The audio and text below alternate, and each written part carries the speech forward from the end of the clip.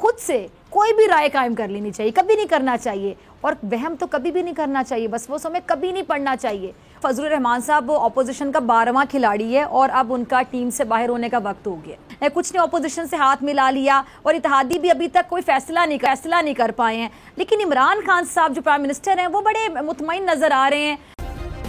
Subscribe करें और bell दबाएं ताकि कोई खबर रह न जाए।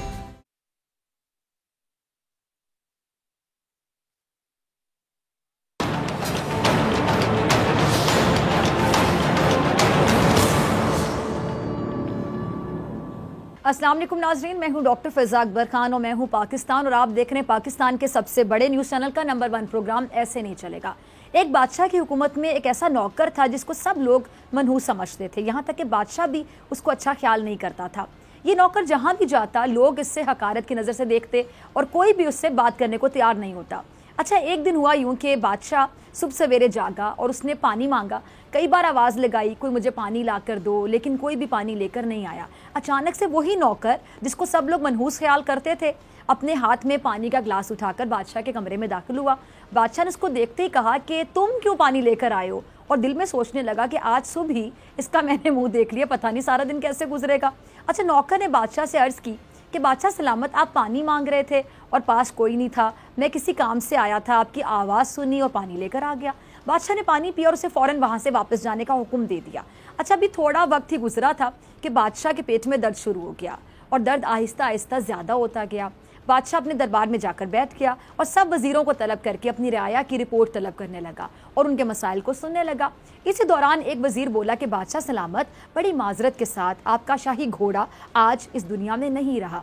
इसी दौरान दूसरा वज़ीर बादशाह से मुखातिब होकर कहने लगा कि हम जो फ़ला इलाके में जंग कर रहे थे उसमें हमारी जानी और माली काफ़ी नुकसान हो गया है और फ़ला जगह बारिश ना होने की वजह से काफ़ी लोग पानी को तरस रहे हैं, फसलें बर्बाद हो रही हैं। अब ये सुनते ही बादशाह गुस्से से बेकाबू हो गया और दर्द पहले से भी ज़्यादा हो गया।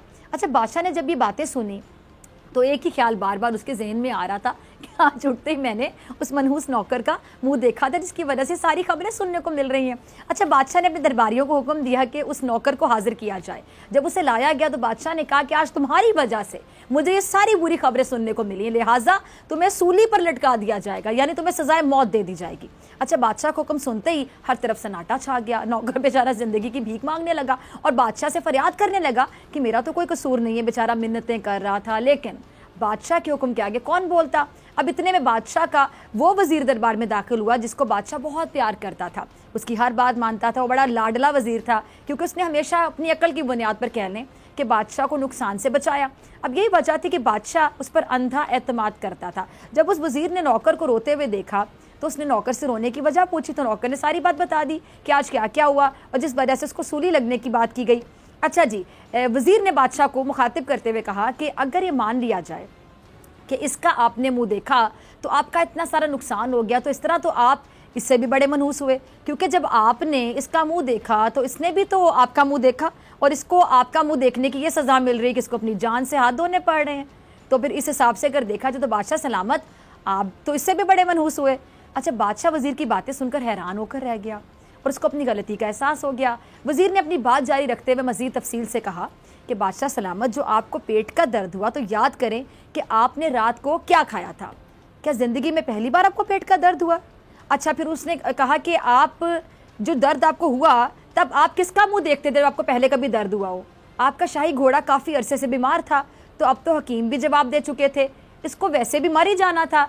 जो आपको लड़ाई में नुकसान हुआ वो काफ़ी दिन पहले की बात है, लेकिन पहुंची आप तक आज, लेकिन इसका मुंह तो आपने आज देखा, नुकसान तो पहले हो चुका था। अब ये सारी बातें सुनकर बादशाह ने अपनी गलती को तस्लीम किया और हुक्म दिया कि आज के बाद जिसने नौकर को मनहूस कहा उसको सख्त सज़ा दी जाएगी। अब इस कहानी से हमें क्या सबक मिलता है? ये सबक हासिल होता है कि किसी पर बगैर सोचे समझे इल्ज़ामात नहीं लगाने चाहिए और ना ही किसी के बारे में खुद से कोई भी राय कायम कर लेनी चाहिए, कभी नहीं करना चाहिए। और वहम तो कभी भी नहीं करना चाहिए, बस वो समय कभी नहीं पढ़ना चाहिए। और वहम का इलाज तो आपको पता है हकीम लुकमान के पास भी नहीं था। और वहम वैसे भी इंसान को उसके मकसद से हटा देता है। वहम किसी भी नौयत का हो सकता है और वहम हारने के खौफ का भी हो सकता है। अच्छा, मौजूदा सियासत की अगर मैं बात करूँ तो यहाँ पर वहम और वसवसों का राज है। हमारे रहबरों ने बेयकीनी की कैफियत पैदा की हुई है और जो इस मेरे ख्याल से ओहदे को शायद जेब नहीं देता। रहबर का काम क्या होता है? उम्मीद की शमा रोशन करना। वैसे ही जैसे कायद आज़म की क़यादत में हमारे रहनुमाओं ने एक अजीम मुल्क आज़ादी की नेमत से हमें नवाजा। कायद आज़म अल्लामा इकबाल अपने मकसद से पीछे नहीं हटे, बल्कि उन्होंने मुश्किलात का डट कर मुकाबला किया। आज यौम पाकिस्तान है, ये वो दिन है जब हमारे बड़ों ने अलग वतन के ख्वाब को ताबीर देने का बाकायदा फ़ैसला किया, तहरीक पाकिस्तान का फ़ैसला किया, और फिर 7 साल के मुख्तसर अरसे में पाकिस्तान वजूद में आ गया। सोचें उस 7 सालों में कितनी मेहनत की होगी हमारे बड़ों ने, कितनी मेहनत। 23 मार्च 1940 को ऑल इंडिया मुस्लिम लीग का 3 रोज़ा इजलास इस्लामी जमहूरिया पाकिस्तान के क़याम की बुनियाद कहलाता है, और आज उसी दिन को याद करने का ये दिन है। जो अहद हमारे बुज़ुर्गों ने इस वतन से किया था उसे याद करने का दिन है, और ज़िंदा कौमें जो है ना वो अपने अहद निभाना खूब जानती हैं। और आज इस्लामाबाद परेड ग्राउंड में यौम पाकिस्तान की जो मरकज़ी तकरीब है, ये इसी बात का सबूत है, जिसमें सदर ममलिकत डॉक्टर आरिफ अलवी, वज़ीर आज़म इमरान खान साहब, पाक फ़ौज के सरबराह जनरल कमर जावेद बाजवा साहब ने शिरकत की। और ये तकरीब इसलिए भी ख़ास थी कि इसमें OIC के वज़राए ख़ारिजा ने भी खुसूसी शिरकत की। शान परेड में तीनों मसल्ह अफ़वाज, दीगर सिक्योरिटी फोर्सेस के दस्तों ने मार्च पास किया, जबकि लड़ाका तैयारे फ़ज़ाई महारत का मुजाहरा करते रहे। अच्छा, इस साल यौम पाकिस्तान की थीम शाद रहे पाकिस्तान थी। तकरीब से सदर ममलिकत आरिफ अलवी ने खिताब किया। क्या पैगाम दिया, ज़रा क्लिप चलाइएगा टीम।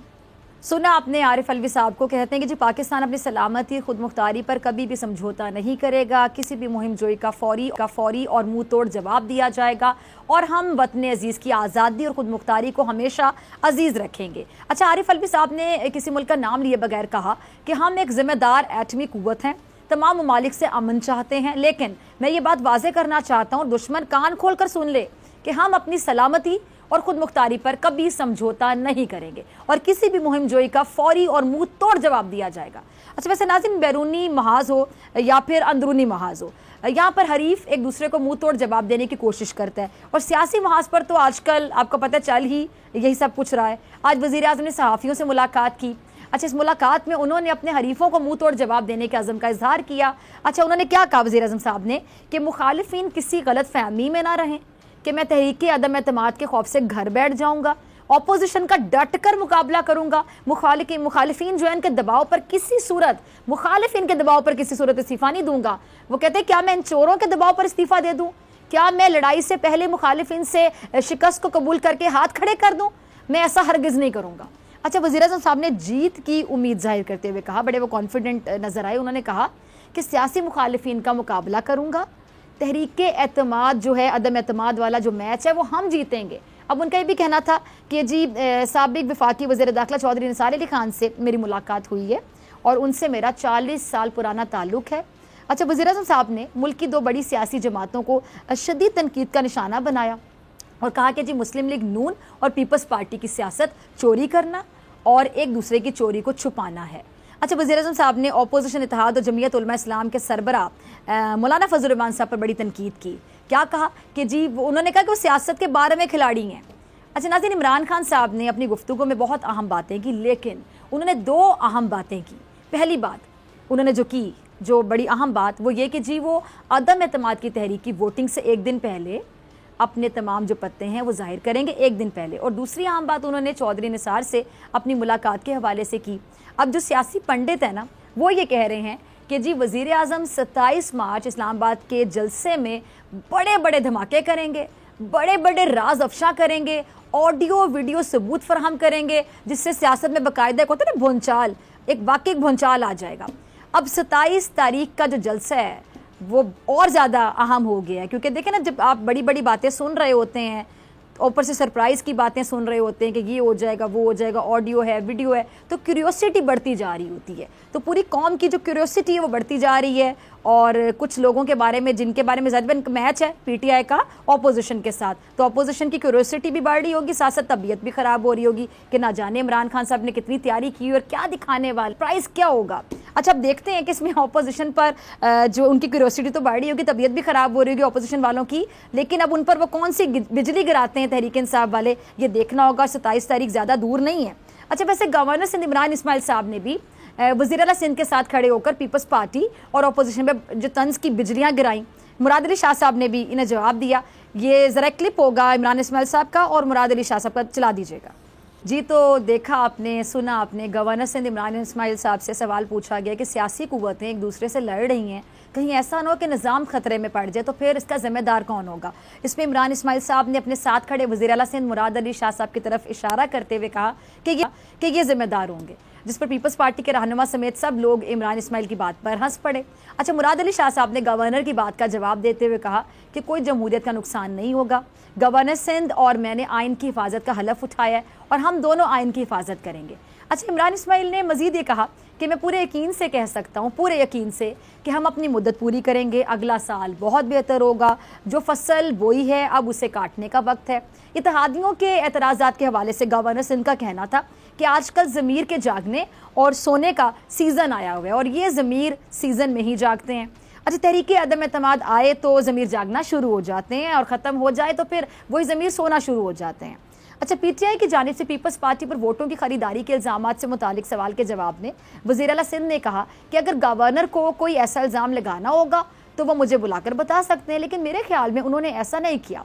उन्होंने गवर्नर सिंध की बात दोहराते हुए कहा कि आइंदा जो साल है वो बरसों से बेहतर होगा, लेकिन बिलावल ये कहते हैं कि हुकूमत के लिए अब आगे से कुछ भी बेहतर नहीं होने वाला और हुकूमत को अब सिर्फ घर ही जाना होगा। ज़रा सुनिएगा बिलावल को। सुना आपने बिलावल को, वो इमरान खान को कड़ी तनकीद का निशाना बना रहे थे। बिलावल ने हुकूमत पर गरजते हुए कहा कि हम वक्त के जालिम, फ़िरौन और यजीद का मुकाबला कर रहे हैं, पहले दिन से कठपुतली और सिलेक्टेड का मुकाबला कर रहे हैं। उन्होंने कहा कि अवाम को मुबारकबाद देता हूँ कि इमरान खान अपनी अक्सरियत खो चुके हैं और साबिक वज़ीर आज़म बन चुके हैं। इमरान खान बुज़दिल हैं, मुकाबले से भाग रहे हैं। मेरी उर्दू ज़बान पर तनकीद करने वाले और मुझे ज़बान सिखाने वाले वज़ीर आज़म पहले अपने बच्चों को उर्दू सिखाएं, जबकि मौलाना फजलुर रहमान से मुताल्लिक बुरे अलकाबात कहना वज़ीर आज़म के शायान शान नहीं है। अच्छा, मौलाना फजलुर रहमान साहब को डीजल कहने वाले ने मुल्क में पेट्रोल और डीजल की कीमतें आसमान तक पहुँचा दी हैं, जबकि मुल्क में होने वाली महंगाई की कोई फिक्र नहीं है। शहबाज शरीफ पर बूट पॉलिश का इल्ज़ाम लगाते हैं, लेकिन इमरान खान ने तो पूरा का पूरा पॉलिश ही ख़त्म कर दी है। साजिश का इल्ज़ाम लगाने वाला इमरान खान खुद बहुत साजिश करने वाला है। बिलावल ये भी कह रहे थे कि जी मैं एहतजाज भी करूँगा लेकिन किसी इदारे पर हमला नहीं करूँगा। हम एम्पायर की उंगली का मुकाबला अंगूठे से करेंगे। हम अदम एतमाद की तहरीक में इमरान खान को भगा सकते हैं।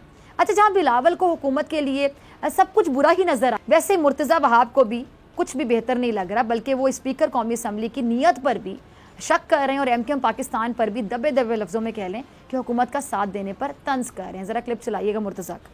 तो सुना आपने मुर्तज़ा वहाब को, वो स्पीकर पर जानिबदारी का इल्ज़ाम लगा रहे हैं कि स्पीकर इमरान खान को बचाने के लिए कुछ भी कर सकते हैं। एडमिनिस्ट्रेटर कराची मुर्तज़ा वहाब ने प्रेस कॉन्फ्रेंस करते हुए कहा है कि जी एमकेएम सियासी जमात है, सबसे बातचीत जारी है, एमकेएम से भी सब फैसले बता दिए जाएंगे। इमरान खान से छुटकारा ज़रूरी है। स्पीकर कौमी असम्बली ने आईने पाकिस्तान नहीं बल्कि इमरान खान का साथ दिया। अदम एतमाद 25 मार्च को पेश होनी चाहिए। अच्छा, एमकेएम पाकिस्तान और पीपल्स पार्टी के दरमियान मामलात कहाँ तक पहुँचे हैं, इस हवाले से मुर्तज़ा वहाब का ये भी कहना था कि एमकेएम ने कोई बात नहीं रखे हैं। एमकेएम बल्दियात के हवाले से सुप्रीम कोर्ट के फैसले पर अमल दरामद चाहती है, जबकि शेख रशीद साहब वो भी अपनी दिली ख्वाहिश का इजहार कर रहे हैं। ज़रा सुनिएगा। आपने शेख रशीद को, उनसे सवाल पूछा गया कि अपोजिशन तहरीक अदम एतमाद को लेकर बहुत ज़्यादा पुरएतमाद नज़र आ रही, तो शेख साहब ने जवाब दिया कि हम भी बहुत पुरएतमाद हैं। शेख साहब ने इंकशाफ भी किया कि इमरान खान 27 तारीख को अपोजिशन पर बड़े बड़े एटम बॉम्ब चलाएंगे। अब ये सियासी एटम बॉम्ब क्या हो सकते हैं और क्या इनसे हुकूमत के सर पर जो लटकती अदम एतमाद की तलवार है क्या हट जाएगी या नहीं हटेगी, देखना होगा। अच्छा, वज़ीर आज़म साहब ने जो बड़ा सरप्राइज़ देने की बात की है उस पर भी बड़े अंदाजे लगाने शुरू कर दिए गए हैं कि जी ये सरप्राइज़ ये हो सकता है, ये सरप्राइज़ वो हो सकता है। लेकिन मैं रहबरों को एक मशवरा देना चाहूँगी कि वो एक दूसरे को सरप्राइज़ देने के बजाय अवाम को मसाइल से निजात का तोहफ़ा देने का सोच लें। अवाम के लिए इससे अच्छा सरप्राइज़ क्या होगा कि जी मसाइल ही ख़त्म हो रहे हैं, जी अनकरीब। अच्छा, मुल्की मुफाद के लिए इनको मिलकर काम करना चाहिए। महंगाई का खात्मा अगर ये कर दें तो यही इनका अवाम के लिए मेरे ख्याल से सबसे बड़ा तोहफ़ा होगा।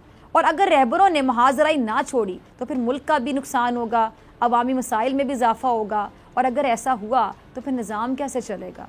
ऐसे नहीं चलेगा। मिलते हैं ब्रेक के बाद।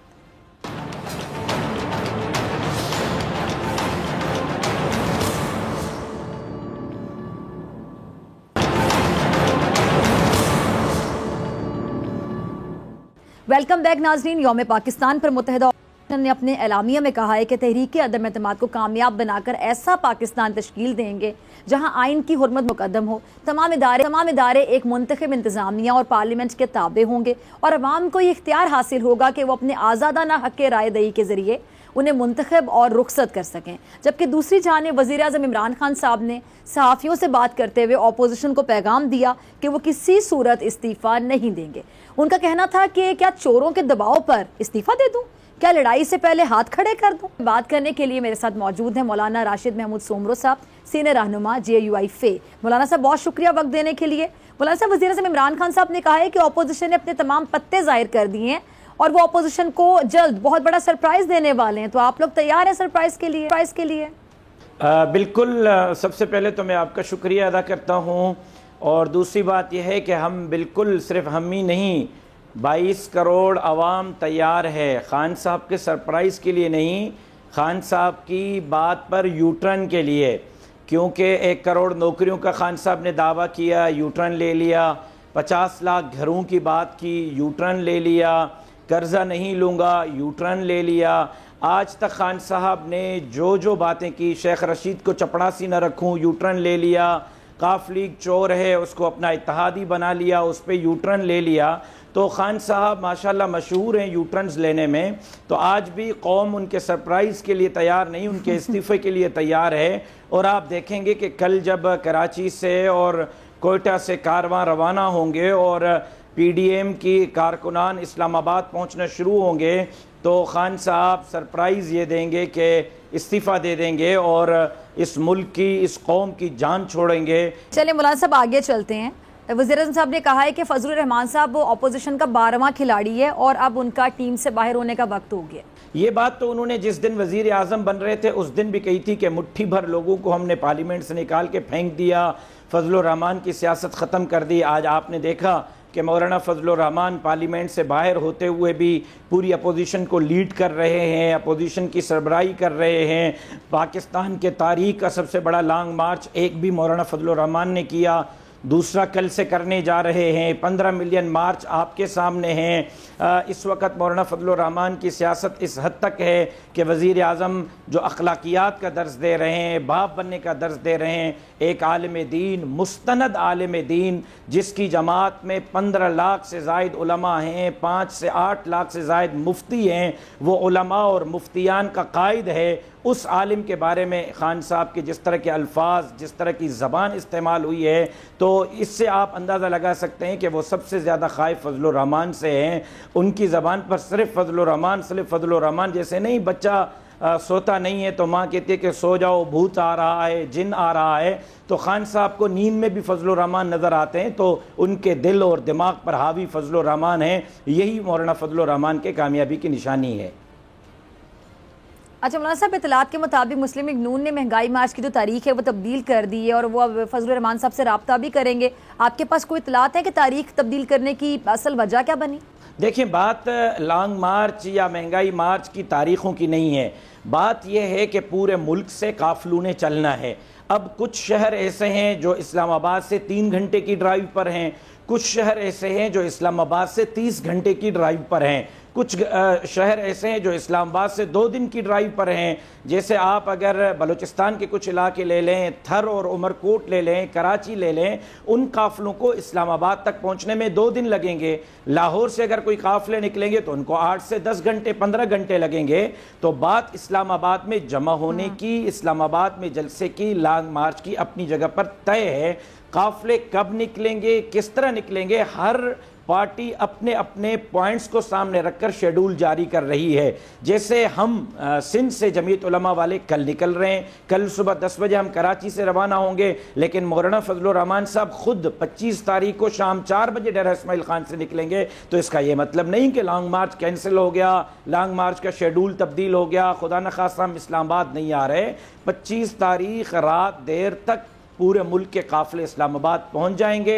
26 तारीख को आपको PDM के तमाम कारकुनान, तमाम लीडरशिप इस्लामाबाद में नजर आएगी।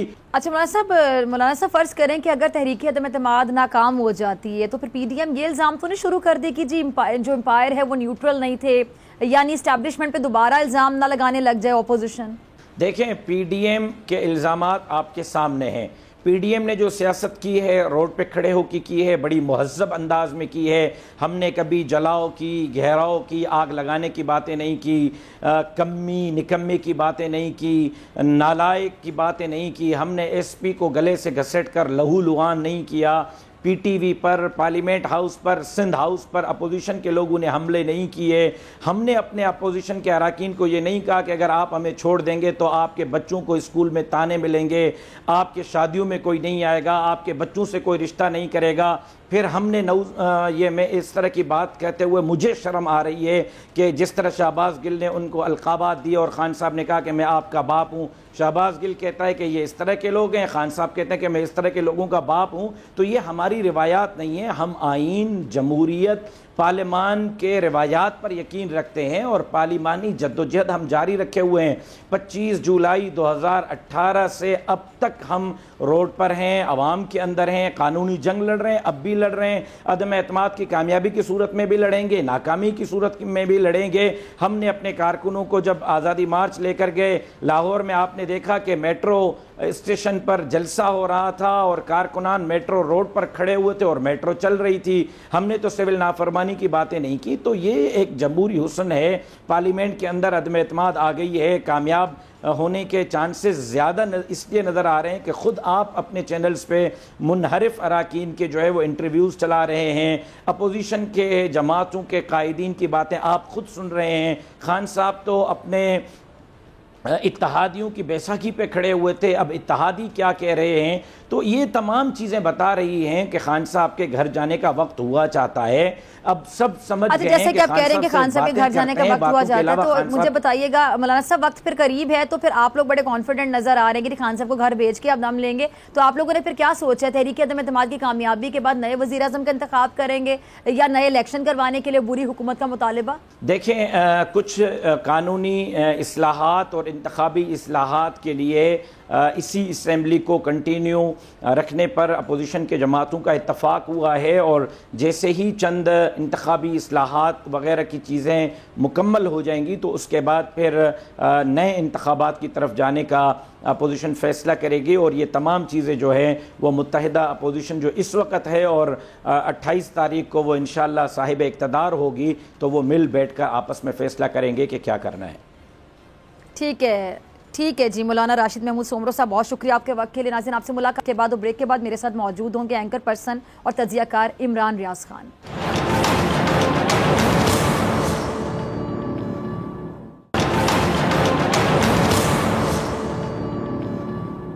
वेलकम बैक नाजरीन। मौजूदा सियासी सूरत हाल में जीत किसकी होगी ये तो वक्त ही बताएगा और कहा यह जा रहा है कि जी वक्त बड़ा करीब है। लेकिन हुकूमत और अपोजिशन आप दोनों को जरा देखें, बॉडी लैंग्वेज देखें, इनकी बातें सुने तो दोनों का ही दावा है अपनी अपनी जगह पे कि जी जो तहरीक अदम एतमाद है वो कहते हैं जी कामयाबी हमें मिलेगी, इमरान खान साहब घर जाएंगे। और दूसरी तरफ इमरान खान साहब को देखें, वज़ीर आज़म साहब को, तो वो बड़े कॉन्फिडेंट नजर आते हैं। वो कहते हैं इनकी तहरीक अदम एतमाद बुरे तरीके से नाकाम हो जाएगी। इस पूरी सिचुएशन पे मेरे साथ मेहमान मौजूद हैं, प्राइम मिनिस्टर के हम नाम Imran Khan, senior anchor person तजिया कार। इमरान खान, बहुत शुक्रिया आपका वक्त देने के लिए। इमरान, तहरीक इंसाफ के कई अरकान नाराज हैं, कुछ ने अपोजिशन से हाथ मिला लिया और इत्तेहादी भी अभी तक कोई फैसला नहीं कर पाए हैं। लेकिन इमरान खान साहब जो प्राइम मिनिस्टर हैं वो बड़े मुतमईन नजर आ रहे हैं। अब आपको क्या लगता है कि वो जो जीत के लिए मुतमईन नजर आ रहे हैं उसकी क्या वजह है? ऐसे हालात में जीत वो कहते हैं हमारी ही होगी, अपोजिशन नाकाम होगी और प्राइम मिनिस्टर को सरप्राइज भी देना चाह रहे हैं इनको तहरीक अदम एतमाद की वोटिंग से पहले। देखिए, इमरान खान को ना थोड़ा सा अगर आप समझे तो आपके लिए आसानी हो जाएगी। इमरान खान ने इक़्तिदार में कोई पैसा वैसा तो बनाया नहीं और ना वो पैसा बनाने के लिए आए थे। वो इक़्तिदार में ऐसे लोगों को बेहतर तरीके से पाकिस्तान को बेहतर करने के लिए उनकी ख्वाहिश थी कि वो जिस तरह चाहते हैं पाकिस्तान वैसे चले। कुछ चीजों में उन्होंने बेहतर किया, कुछ चीजों में उन्होंने जो पहले था उससे भी बुरा हो गया और कुछ इश्यूज के ऊपर उन्होंने बहुत ही अच्छा काम किया। तो वो उनको दोबारा जिंदगी दे दी है अपोजिशन ने। इमरान खान साहब को ये लग रहा था थोड़ा अरसा पहले तक, और वो बड़े दबाव में थे कि महंगाई की जो वेव है वो कंट्रोल नहीं हो रही और पाकिस्तान में वो लोगों को ये कायल नहीं कर पा रहे थे कि ये महंगाई के जो फैक्टर्स हैं वो अंदरूनी नहीं है, बैरूनी है। अब वो कायल कर नहीं पा रहे थे और उनको नजर आ रहा था कि उनको शिकस्त हो जाएगी 2023 के इंतखाबात में। लेकिन अपोजिशन ने उनका जो मुर्दा घोड़ा था उसको इंजेक्शन लगा के उसमें दोबारा जान डाल दी। अब वो इक़्तिदार में रहते हैं या नहीं रहते, उनकी सियासत जिंदा हो गई है। यानी ये जो एक खौफ था ना कि उनकी सियासत एक निशानी इबरत बन जाएगी और वो जब निकलेंगे तो फिर दोबारा नहीं आ पाएंगे या लोग उनको एक बुरे लफ्ज से याद रखेंगे, वो खौफ उनसे टल गया। फिलहाल हुआ ये है कि अपोजिशन ने उनके खिलाफ ये मूव करके उनको दोबारा जिंदा कर दिया है। दूसरी जानिब आपने अगर आज गौर किया हो तो ये जो माइंड गेम है ना, ये अब अपना गेम दिखा रहा है और ये खेल अब सामने आना शुरू हो गया है। मिसाल के तौर पे बिलावल भुट्टो जरदारी को आपने आज सुना है, वो 4 बातें सिर्फ उनकी गौर से अगर आप सुने तो आपको आइडिया हो जाएगा कि ये बिलावल क्यों कर रहे हैं। एक उन्होंने कहा कि गेट नंबर 4 को नहीं खटखटाऊंगा। ये जो गेट नंबर 4 है ना, ये PMLN की निशानी है और ये शेख रशीद साहब ने PMLN के लिए गेट नंबर 4 का लफ्ज हमेशा इस्तेमाल किया है। तो गेट नंबर 4 PMLN के लिए इस्तेमाल किया जाता है, तो बिलावल ने गेट नंबर 4 को कभी नहीं खटखटाऊंगा, ये किसको कहा आप समझ जाइए। दूसरा उन्होंने कहा कि मैं काला कोट पहनकर अदालत नहीं जाऊंगा। ये बात उन्होंने किसको की ये भी आप समझ जाइए। काला कोट पहनकर यूसुफ रजा गिलानी के खिलाफ गए थे मियां नवाज शरीफ साहब, तो उन्होंने दूसरा ताना भी नून लीग को मारा। तीसरा उन्होंने कहा कि मौलाना फजलुर रहमान साहब को डीजल क्यों कहते हैं। फिर उन्होंने कहा कि इमरान खान कहते हैं कि शहबाज शरीफ बूट पॉलिश करते हैं, तो शहबाज शरीफ को बूट पॉलिश करने वाला भी बिलावल ने कह दिया। अब इसकी नौबत क्यों आई ये मैं आपको बता देता हूं। रख दिया पूरी ऑपोजिशन को। हाँ, PMLN एक्चुअली हुकूमत बनाने के मूड में नहीं है। वो इमरान खान को हटाने का सिर्फ ड्रामा कर रहे हैं, वो इमरान खान को हटाना नहीं चाहते। PMLN को इस वक्त पता है कि अगर इमरान खान को हटाया तो शहबाज शरीफ को सारी अपोजिशन मिलकर वजीर आजम पाकिस्तान बना देगी और शहबाज शरीफ बनेंगे वजीर आजम। महंगाई मार्च की तारीख तब्दील की है, इसकी भी आपको ये वजह नजर आती है, मतलब जो एक ढकी छुपी वजह। नून लीग को और शहबाज शरीफ को इस बात की समझ आ गई है कि उनके गले में ढोल डाला जा रहा है और ये सारे मिलके ढोल बजाएंगे भी और उस पर नाचेंगे भी, मजे ये सारे ले लेंगे और ढोल का जो इल्जाम है वो शहबाज शरीफ के जिम्मे पड़ जाएगा। PMLN और शहबाज शरीफ ये समझते हैं कि इस वक्त हुकूमत लेना बहुत बड़ा घाटा है और वो हुकूमत नहीं लेना चाहते, जबकि पीपल्स पार्टी उनको हुकूमत देना चाहती है। नून लीग ये चाहती है कि इमरान खान को डरा के धमका के इदारों को बीच में बिठा के कुछ चक्कर चला के कुछ भी करके कुछ छोटा मोटा NRO हासिल किया जाए, गिरफ्तारियां अवॉइड की जाए, अगले इलेक्शन के लिए माहौल बनाया जाए मियां नवाज शरीफ के लिए, मरियम के लिए कुछ थोड़े से फायदे लिए जाए। वो फायदे लेना चाहते हैं, वो दे आर नॉट सीरियस कि इमरान खान को गिरा के अपनी हुकूमत बना ले। अगर उन्होंने इमरान खान को हटा के मुझे फायदे से याद आया तो बहुत बड़ी तो उनके लिए बड़ा चैलेंजिंग होगा आगे जाके, क्योंकि हालात ऐसे हैं कि जिसके पास भी जाएगी हुकूमत वो कैसे करेगा मैनेज। अच्छा इमरान, इत्तेहादी जमातों की मैं बात करना चाहूँ, आपने फायदे का लफ्ज़ इस्तेमाल किया, तो इन्होंने भी मौके से फायदा उठाने वाला, अगर मैं एक जुमला बोलूँ बड़ा फिट आएगा इन पर, खासतौर पर अगर मैं मुस्लिम लीग काफ की बात करूँ। अच्छा वैसे मैं चौधरी बरादरान की सियासत से खुद बड़ी इंप्रेस हूँ, बहुत लोग उनकी इज्जत करते हैं, बड़े मंजे हुए सियासतदान है चौधरी बरादरान, लेकिन मैं भी बड़ी मायूस हुई, बहुत से लोग मायूस हुए होंगे। आपकी क्या राय है कि उन्होंने तो वाकई जिसका कहते हैं ना खुद को कैश करवाना, कि ऐसे हालात में अपोजिशन भी हमारे पीछे पीछे फिर रही है, हुकूमत को भी इमोशनली जितना ब्लैकमेल कर सकें कर लें, तो आपको नहीं लगता कि चौधरी बरादरान ने अपना इमेज बड़ा खराब किया इस पूरी सूरत हाल, पूरी सिचुएशन में? पाकिस्तान में ना तमाम पॉलिटिकल पार्टीज ने अपने आप को एक्सपोज कर लिया है बारी बारी। काफ लीग रह गई थी, उन्होंने भी इस मामले पे अपने आप को एक्सपोज कर लिया। वो अपनी इज्जत बचा सकते थे, या तो इमरान खान साहब को जाता है, वो अपना सीना ठोक कर कहते हैं हम इमरान खान के साथ खड़े, या सीना ठोक कर कहते हैं हम इमरान खान के साथ नहीं खड़े। दोनों में से एक बात करते ना। उन्होंने किया एक अजीबोगरीब किस्म की सौदेबाजी, हम आपके साथ हैं, हम आपके भी साथ हैं, यानी हाँ उधर भी यजीद के भी साथ हैं, हुसैन के भी साथी हैं। यानी मैं किसी को यहाँ कह नहीं रहा, लेकिन मिसाल दे रहा हूं कि वो इस तरफ भी खड़े हैं और उस तरफ भी खड़े हैं, बीच में खड़े होकर वो कह रहे थे हमारी बोली लगाओ, जो हमारी ज्यादा बोली लगाएगा हम उसके हक में बिक जाएंगे। तो जो सौदेबाजी उन्होंने की है, उन्होंने अपनी सियासी इज्जत को खराब किया है। मेरी इत्तला के मुताबिक तो गुजरात में भी उनसे लोग ज्यादा खुश नहीं है, और अगली मर्तबा फर्ज करें ये सारे मामला तय हो जाते हैं और तहरीक-ए-एतमाद कामयाब नहीं होती, तो फिर काफ लीग के पास क्या बचा? क्या अगले इंतखाबात में काफ लीग को इमरान खान साहब वो मार्जिन देंगे जो उन्होंने 2018 के इंतखाबात में दिया था, कि अपनी नशिस्तें छोड़कर उनको दे दी कि चलो यार आप लोग जीत जाएं, इत्तेहादियों के तौर पे हमारे साथ मिलकर इलेक्शन लड़ लें? तो अगली दफा तो इमरान खान सवाल ही पैदा नहीं होता, इनको वो टिकटें देंगे। ये 2 सीटें भी नहीं जीत सकेंगे, इनकी बहुत बुरी हालत हो जाएगी। तो काफ लीग ने अपने पांव पे कुल्हाड़ा मारा सिर्फ वजारत आला के चक्कर में, और वो वजारत आला अब इनको नून लीग भी नहीं दे रही। हमजा शहबाज ने डायरेक्ट जाके मुलाकात की तरीन ग्रुप से और उन्होंने कहा जी बंदे आप पूरे कराएं, वजीर आला मैं बनता हूं, आपके मैं सारे काम करूंगा, परवेज लाई भी आपके वो काम नहीं करेगा। तो हमजा शहबाज अगर वजीर आला पंजाब बन गए, काफ लीग को वजारत आला भी ना मिली। तो इसीलिए तो आपने गौर किया होगा जो काफ लीग के हमायती लोग थे तरीन ग्रुप में, वो अब जाके उस्मान बुज़दार को मिले ताकि उस्मान बुज़दार को वापस मजबूत करें। इस वक्त काफ लीग उस्मान बुज़दार को मजबूत कर रही है कि कहीं ये ना हो कि हमजा शहबाज वज़ीर आला पंजाब बन जाए। अच्छा इमरान, ये मिलने मिलाने की बातें हो रही, इसको क्या मिलेगा उसको क्या मिलेगा। चौधरी निसार साहब के बारे में बड़ी बातें हो रही कि उनको कोई बड़ा ओहदा मिल सकता है, तो चौधरी निसार साहब के हवाले से आपका क्या तज्जिया है कि जो खबरें आ रही हैं, क्या ये इनमें कोई सदाकत है या बस ये अफवाहें हैं, कोई बड़ा किरदार हो सकता है चौधरी निसार साहब का?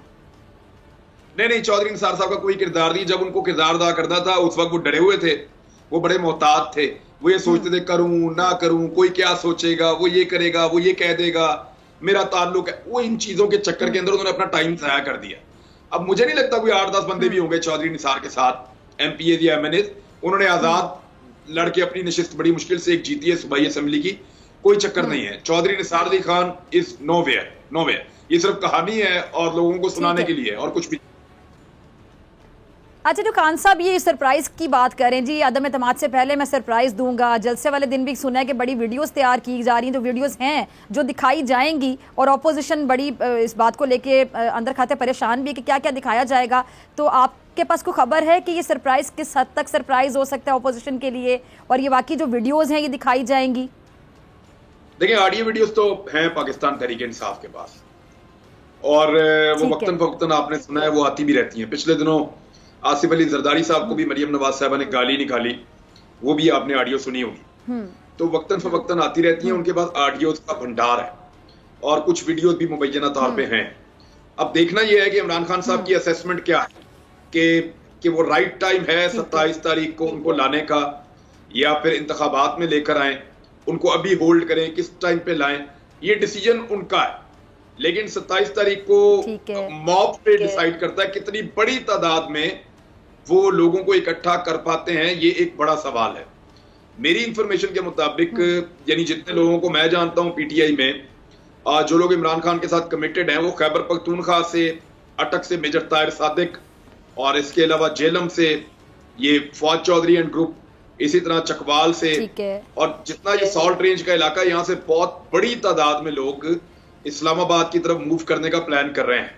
जबकि लाहौर, साहिवाल, गुजरावाला, मुल्तान, सियालकोट, अब इतनी बड़ी तादाद में जब पूरे पाकिस्तान से लोग इस्लामाबाद में पहुंचेंगे, तो मुझे लगता है कि 27 तारीख वाला जलसा, क्योंकि बाकी जलसे भी इमरान खान के बड़े हो रहे हैं, ये परेड ग्राउंड पे अब उन्होंने इंतखाब किया है, तो ये पाकिस्तान की तारीख का कहीं वो सबसे बड़ा जलसा कर दे अगर वहां पे, तो उसमें वो बहुत सारा कुछ क्लियर कर सकते हैं। इमरान, आपको याद होगा तो मीनारे पाकिस्तान पे इन्होंने एक जलसा किया था जो बड़ा एक तारीखी जलसा था, बहुत बड़ी तादाद में लोग मौजूद थे और लोगों को पार्किंग के लिए जगह नहीं मिल रही थी, इतना चल कर वो आ रहे थे लोग, इतनी दूर अपनी गाड़ियां पार्क करके। आपको लगता है कि जलसा उससे भी बड़ा जलसा होगा, या एटलीस्ट उतना बड़ा जलसा जरूर होगा? देखिए, जो मोमेंटम बन रहा है ना, ये मोमेंटम कह रहा है कि लोग बहुत बड़ी तादाद में आएंगे। और दूसरी एक बात याद रखिएगा कि इमरान खान की इस वक्त पाकिस्तान के 4-5 जगहों पे उनकी हुकूमत है, 3 सूबों में उनकी हुकूमत है, उसके अलावा उनके पास आजाद कश्मीर में और गिलगित बल्तिस्तान में भी हुकूमत है, और हर तरफ से लोग बड़ी तादाद में आना चाहते हैं। लोग अपने तौर पे रैलियां निकाल रहे हैं मुख्तलिफ जगहों पे, तो ये एक बहुत बड़ा हुजूम होगा जो इस्लामाबाद में इकट्ठा हो जाएगा। और अगर ये लाहौर वाले जलसे का रिकॉर्ड तोड़ देते हैं, तो इमरान खान साहब की पार्टी को एक नया मोमेंटम मिलेगा। फिर वो जो नाराज अराकीन आप कह रहे हैं ना कि वो पार्टी छोड़ के इधर उधर जा रहे हैं, वो सारे वापस आ जाएंगे, उनको नजर आ जाएगा कि वोट तो इमरान खान के पास है, खुद ही वापस आ जाएंगे। खुद ही वापस आ जाएंगे। ठीक है, बहुत शुक्रिया इमरान आपके वक्त के लिए। इसी के साथ डॉक्टर फैज दीजिए इजाजत, आपसे मुलाकात होगी इंशाल्लाह कल सेम टाइम सेम चैनल। अगर जिंदगी ने वफा की, दुआओं में याद रखिएगा, अपना बहुत ख्याल रखिएगा। अल्लाह निगहबान।